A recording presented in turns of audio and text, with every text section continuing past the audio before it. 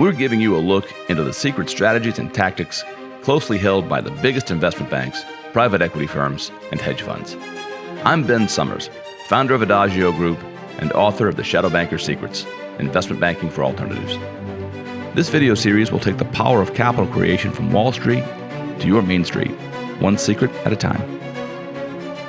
Well, so Ben, for those that aren't familiar, can we just take 2 minutes and just kind of walk through what you mean by GP stakes, what you mean by co-GP opportunities, because it was unheard of, and I feel like this is going to be like how self-directed IRAs were 12 years ago, to where nobody knew about it, then everybody knew about it. Yeah, so I certainly did not invent the notion of a general partnership or a co-GP, right? But I would suggest that our twist on it is unique, and I think that we've brought the idea to the public in an unprecedented way. So that's probably a fair statement. GP stands for General Partnership. Technically speaking, it's a legal structure. It's a partnership where all of the partners share management and liability responsibilities, as opposed to an LP or a limited partnership where the limited partners don't share that management responsibility. So now that's the sort of the quasi-technical definition. The operational definition is a little bit different. So when a fund is an entity that a bunch of different people, passive investors, put money in, and then one manager takes that money and manages it, invests it in a strategy. So that structure has traditionally been a limited partnership where the investors who put in the capital, the money, the passive investors are the limited partners. And then the manager who trades the strategy is the general partner. He's the manager in that entity. Now, a fund can be structured as a limited partnership. It can be structured as an LLC. Most often, our structures are LLCs. They're not LPs. But we still use the term GP loosely as a synonym for the manager and LP loosely to describe the passive investors. So the way a manager of a fund, the way a GP gets paid, generally speaking, is in two ways.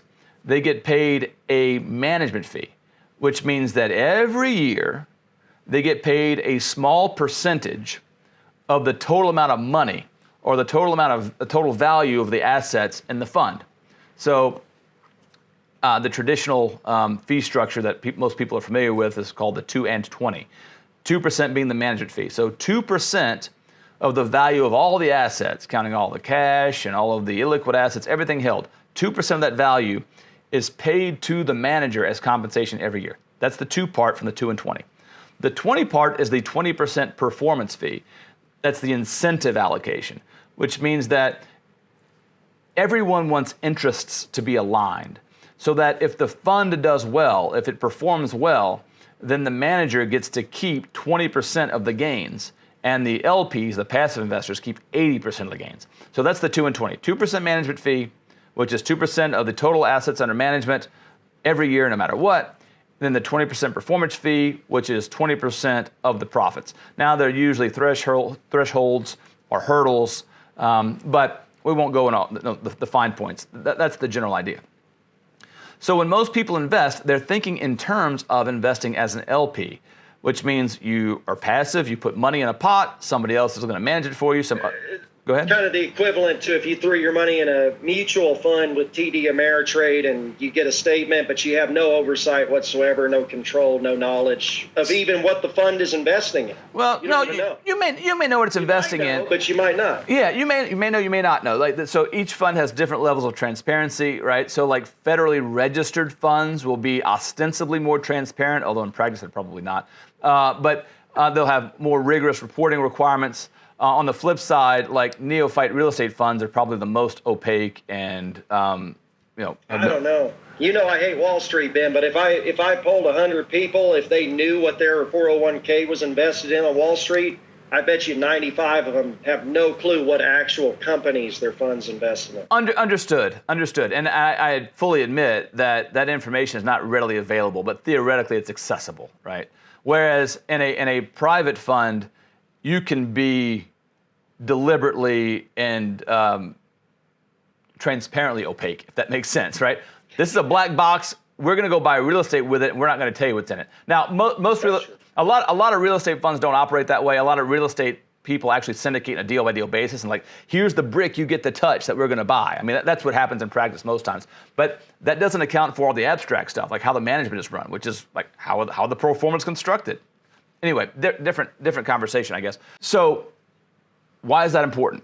Well, the GP, the manager, gets paid regardless of whether or not the strategy performs well.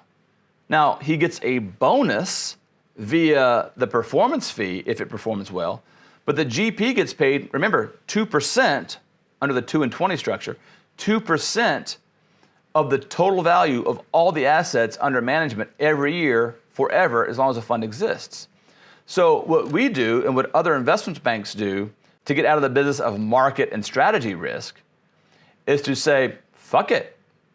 I'm just going to buy the fee structure of the manager. And that's what we do. Granted, we still maintain the same rigorous quantitative underwriting we always have. So we only work with managers who were underwritten across 2008 and are expected to generate outstanding performance no matter what. Yeah, our investments are not only market neutral, but they're also strategy neutral now, right? The strategy just becomes a bonus. And so, in short, it does look incredible that any firm or anyone can achieve double-digit returns every year across market cycles. And I'll tell you, there is no silver bullet. I don't know of any one strategy that will consistently perform that way. Ben, I got to stop you there because I think that's the key. This is me from the outside looking in as your friend, as somebody that is an investor that's had some success. To me, you tell me if you think different. That's your key. That's why you've been so successful. It's not one strategy. It's not one investment. It's the flexibility that your infrastructure provides to be able to pivot from one strategy to another, depending on what the market dictates, that allows you to get that 20% plus. Because, I mean, my returns in 2009, me personally, were probably 200%. But then I've had years where I'm negative 200% too. You, with your strategy, have been plus 20% every year for 15 years, whether the market's good, bad, indifferent, always plus 20%. I think that's because you've got the flexibility to pivot between different asset classes, between different strategies, to find what works at that particular moment. Tell me if I'm wrong. I would just add to that a little bit, right? So it's not even a soothsayer's perspective of just recognizing what's good. It's taking the esoteric skills of the big wirehouses, the shadow banks, and employing them for my own benefit. It's not a strategy. It's not a guess. It's the shadow banker's secrets.